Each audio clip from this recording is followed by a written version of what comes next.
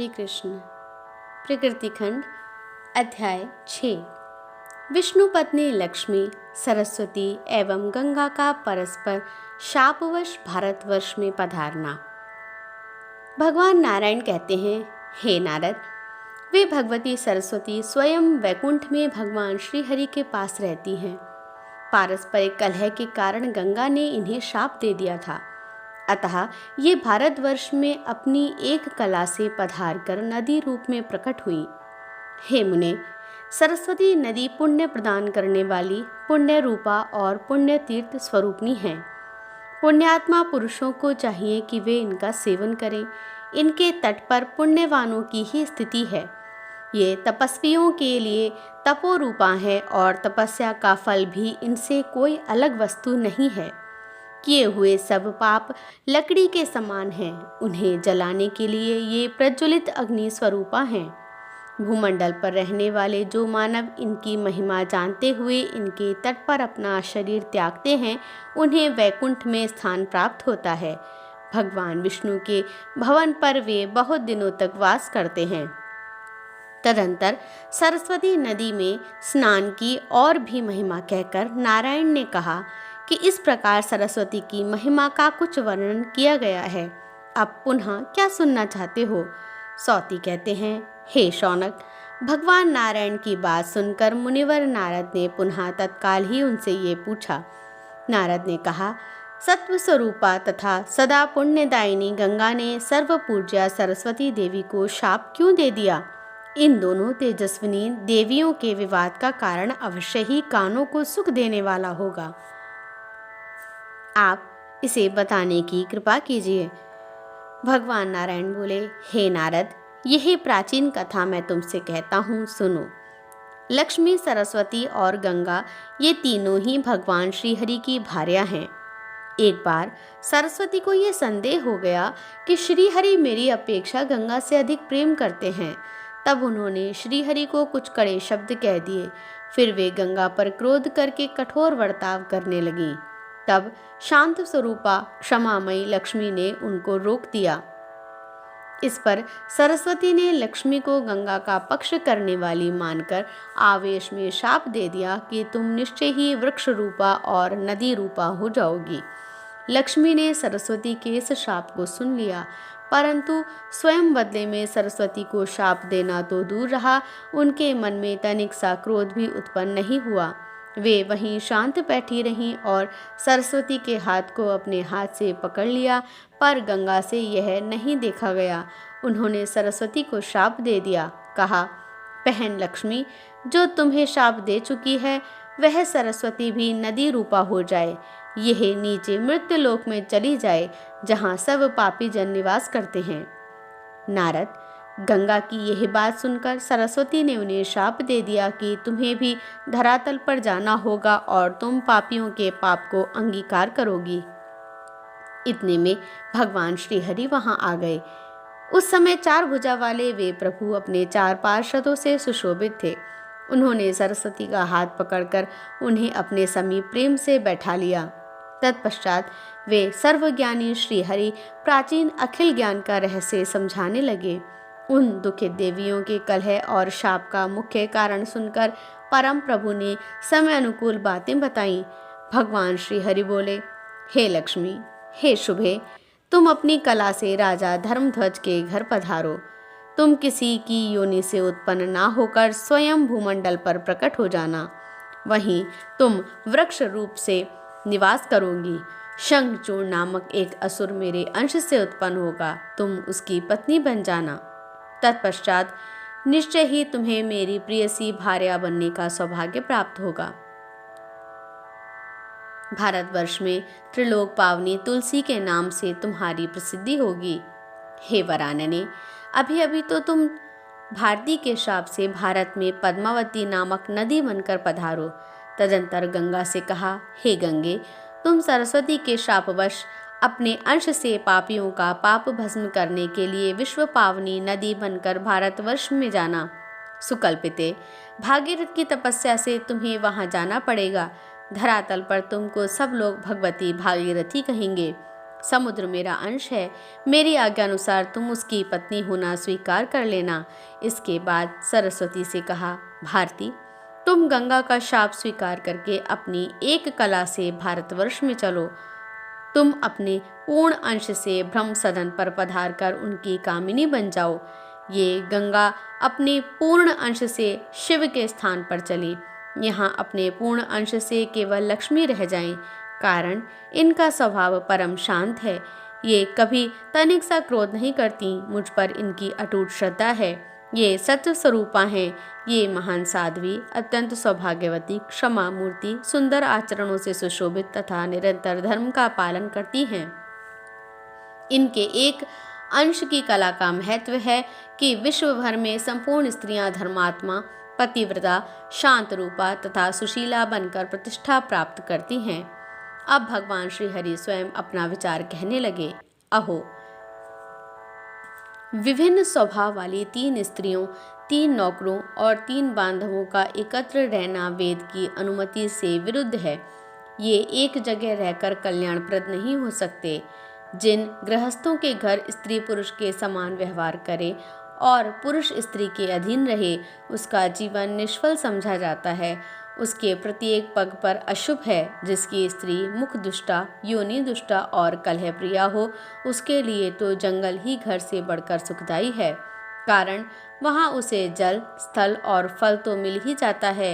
ये फल, जल आदि जंगल में निरंतर सुलभ रहते हैं, घर पर नहीं मिल सकते। अग्नि के पास रहना कठिन है अथवा हिंसक जंतुओं के निकट रहने पर भी सुख मिल सकता है, किंतु दुष्ट स्त्री के निकट रहने वाले पुरुष को अवश्य ही महान क्लेश भोगना पड़ता है। हे वरानने, पुरुषों के लिए व्याधि ज्वाला अथवा विष ज्वाला को ठीक बताया जा सकता है, किंतु दुष्ट स्त्रियों के मुख की ज्वाला मृत्यु से भी अधिक कष्टप्रद होती है। स्त्री के वश में रहने वाले पुरुषों की शुद्धि शरीर के भस्म हो जाने पर भी हो जाए, यह निश्चित नहीं है। स्त्री के वश में रहने वाला व्यक्ति दिन में जो कुछ कर्म करता है, उसके फल का वह भागी नहीं हो पाता। इस लोक और परलोक में सब जगह उसकी निंदा होती है। जो यश और कीर्ति से रहित है, उसे जीते हुए भी मुर्दा समझना चाहिए। एक भार्या वाले को ही चैन नहीं, फिर जिसके अनेक स्त्रियां हों, उसके लिए तो सुख की कल्पना ही असंभव है। अतएव गंगे, तुम शिव के पास जाओ और सरस्वती, तुम्हें ब्रह्मा के स्थान पर चले जाना चाहिए। यहाँ मेरे भवन पर केवल सुशीला लक्ष्मी जी रह जाएं, क्योंकि परम साध्वी, उत्तम आचरण करने वाली एवं पतिव्रता स्त्री का स्वामी इस लोक में स्वर्ग का सुख भोगता है और परलोक में उसके लिए कैवल्य पद सुरक्षित है। जिसकी पत्नी पतिव्रता है, वह परम पवित्र, सुखी और मुक्त समझा जाता है। भगवान नारायण कहते हैं, हे नारद, इस प्रकार कहकर भगवान श्री हरि चुप हो गए। तब गंगा और लक्ष्मी तथा सरस्वती तीनों देवियां परस्पर एक दूसरे का आलिंगन करके रोने लगीं। शोक और भय ने उनके शरीर को कँपा दिया था। उनकी आंखों से आंसू बह रहे थे। उन सबको एकमात्र भगवान ही शरण्य दृष्टिगोचर हुए, अतः वे क्रमशः उनसे प्रार्थना करने लगी। सरस्वती ने कहा, नाथ, मुझ दुष्टा को पाप, ताप और शाप से बचाने के लिए कोई प्रायश्चित बता दीजिए, जिससे मेरा जन्म और जीवन शुद्ध हो जाए। भला आप जैसे महान सच्चरित्र स्वामी के परित्याग कर देने पर कहाँ कौन स्त्रियां जीवित रह सकती हैं। प्रभु, मैं भारतवर्ष में योग साधन करके शरीर का त्याग कर दूंगी, यह निश्चित है। गंगा बोली, हे जगत प्रभु, आप किस अपराध से मुझे त्याग रहे हैं?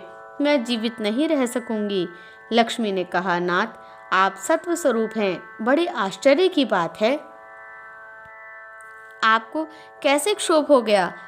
आप अपनी इन पत्नियों पर कृपा कीजिए, कारण श्रेष्ठ स्वामी के लिए क्षमा ही उत्तम है। मैं सरस्वती का शाप स्वीकार करके अपनी एक कला से भारतवर्ष में जाऊंगी, परंतु प्रभु, मुझे कितने समय तक वहां रहना होगा और मैं पुनः कब आपके चरणों के दर्शन प्राप्त कर सकूंगी? पापी जन मेरे जल में स्नान और आचमन करेंगे, अपना पाप मुझ पर लाद देंगे, तब उस पाप से मुक्त होकर आपके चरणों में आने का अधिकार मुझे कैसे प्राप्त हो सकेगा? हे अच्युत, मैं अपनी एक कला से धर्मध्वज की पुत्री होकर जब तुलसी अर्थात वृंदा रूप में स्थित हो जाऊंगी, तब मुझे पुनः कब आपके चरण कमल प्राप्त होंगे? कृपा निधि, ये तो बताइए कि जब मैं वृक्ष रूप में उसकी अधिदेवी बनकर रहने लगूंगी तब कब तक आप मेरा उद्धार करेंगे? यदि ये गंगा सरस्वती के श्राप से भारतवर्ष में चली जाएंगी तब फिर किस समय शाप और पाप से छुटकारा पाकर आपको प्राप्त कर सकेंगी?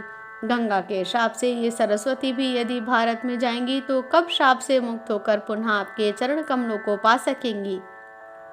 हे प्रभु, आप जो इन सरस्वती से कह रहे हैं कि तुम ब्रह्मा के घर से धारो अथवा गंगा को शिव के भवन पर जाने की आज्ञा दे रहे हैं, आपके इन वचनों के लिए मैं आपसे क्षमा चाहती हूँ। आप कृपा करके इन्हें ऐसा दंड ना दें। नारद, इस प्रकार कहकर भगवती लक्ष्मी ने अपने स्वामी श्री हरि के चरण पकड़ लिए, उन्हें प्रणाम किया और अपने केश से भगवान के चरणों को आवेष्टित करके वे बारंबार रोने लगी। भगवान श्री हरि सदा भक्तों पर अनुग्रह करने वाले हैं।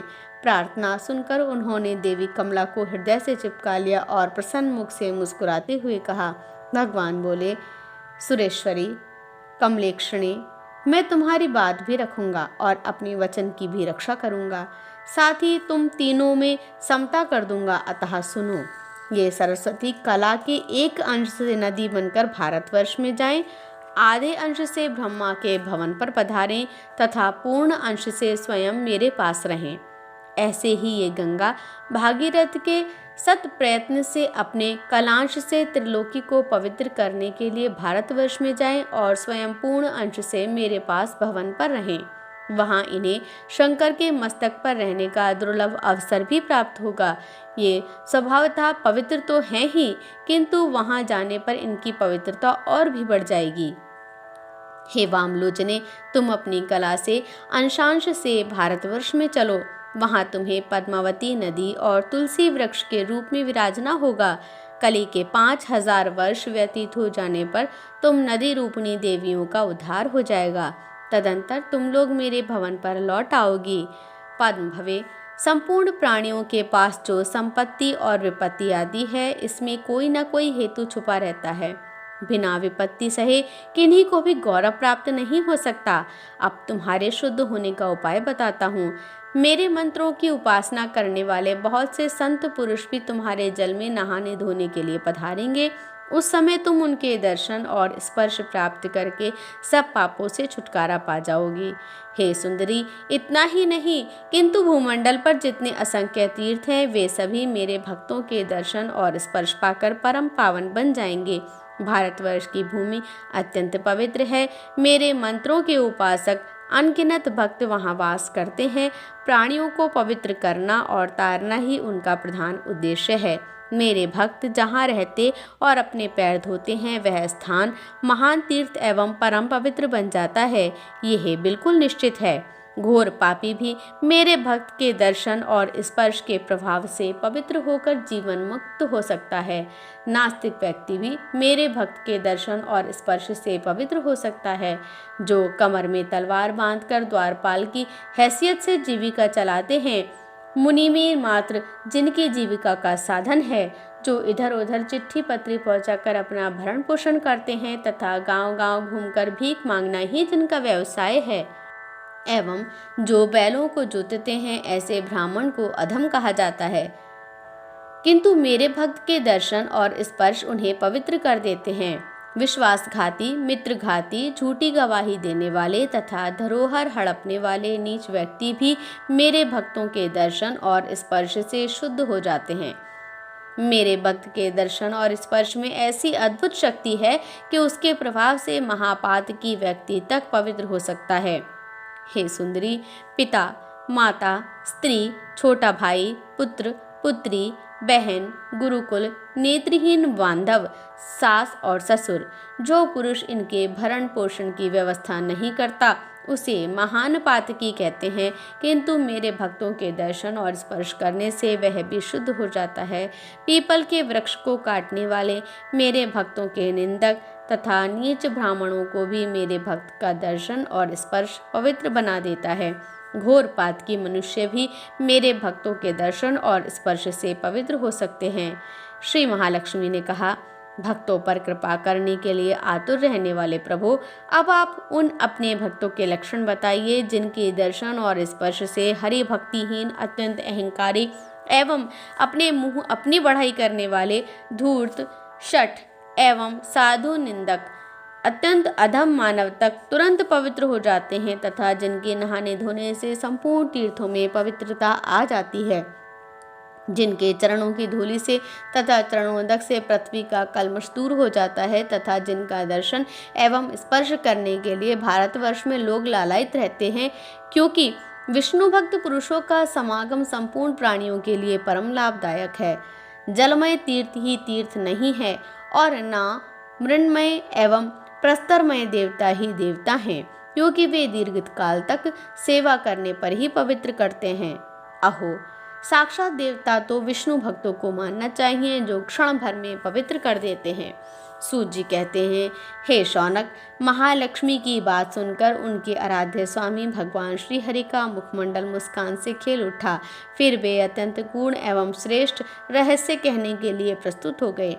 श्री भगवान बोले, लक्ष्मी, भक्तों के लक्षण श्रुति एवं पुराणों में छुपे हुए हैं। इन पुण्यमय लक्षणों में पापों का नाश करने, सुख देने तथा भुक्ति मुक्ति प्रदान करने की प्रचुर शक्ति है, जिसको सद्गुरु के द्वारा विष्णु का मंत्र प्राप्त होता है और जो सब कुछ छोड़कर केवल मुझको ही सर्वस्व मानता है, उसी को वेद वेदांग पुण्यात्मा एवं श्रेष्ठ मनुष्य बतलाते हैं। ऐसे व्यक्ति के जन्म लेने मात्र से पूर्व के 100 पुरुष, चाहे वे स्वर्ग में हो अथवा नरक में, तुरंत मुक्ति के अधिकारी हो जाते हैं। यदि उन पूर्वजों में से किन्हीं का कहीं जन्म हो गया है तो उन्होंने जिस योनि में जन्म पाया है वहीं उनमें जीवन मुक्तता आ जाती है और समय अनुसार वे परम धाम में चले जाते हैं। मुझ में भक्ति रखने वाला मानव मेरे गुणों से संपन्न होकर मुक्त हो जाता है। उसकी वृत्ति मेरे गुण का अनुसरण करने में ही लगी रहती है। वह सदा मेरी कथा वार्ता में लगा रहता है। मेरा गुणानुवाद सुनने मात्र से वह आनंद मग्न हो उठता है। उसका शरीर पुलकित हो जाता है और वाणी गदगद हो जाती है। उसकी आंखों में आंसू भर आते हैं और वह अपने सुध बुद्धि खो बैठता है। मेरी पवित्र सेवा में नित्य नियुक्त रहने के कारण सुख 4 प्रकार की सालोक्य आदि मुक्ति, ब्रह्मा का पद तथा अमृतत्व, कुछ भी पाने की अभिलाषा वह नहीं करता। मनु, इंद्र एवं ब्रह्मा की उपाधि तथा स्वर्ग के राज्य का सुख, ये सभी परम दुर्लभ हैं, किंतु मेरा भक्त स्वप्न में भी इनकी इच्छा नहीं करता। ऐसे मेरे बहुत से भक्त भारतवर्ष में निवास करते हैं। उन भक्तों के जैसा जन्म सबके लिए सुलभ नहीं है, जो सदा मेरा गुणानुवाद सुनते और सुनने योग्य पद्यों को गाकर आनंद से विहल हो जाते हैं। वे बड़भागी भक्त अन्य साधारण मनुष्य तीर्थ एवं मेरे परम धाम को भी पवित्र करके धराधाम पर पधारते हैं। हे पद्मे, इस प्रकार मैंने तुम्हारे प्रश्न का समाधान कर दिया। अब तुम्हें जो उचित जान पड़े वह करो। तदंतर वे सभी देवियां भगवान श्री हरि के ने जो कुछ आज्ञा उन्हें दी थी उसी के अनुसार कार्य करने में संलग्न हो गई। स्वयं भगवान अपने सुखदायी आसन पर विराजमान हो गए। इस प्रकार प्रकृति खंड में 6वां अध्याय पूरा हुआ। कल हम कलयुग के भावी चरित्र का, कालमान का तथा गोलोक की श्री कृष्ण लीला का वर्णन का जो प्रसंग है उसका पाठ करेंगे। भगवान श्री कृष्ण सब पर अपनी कृपा बनाए रखें। नमः पार्वती पतये हर हर हर महादेव। जय जय श्री राधे, जय जय श्री राधे, जय जय श्री राधे।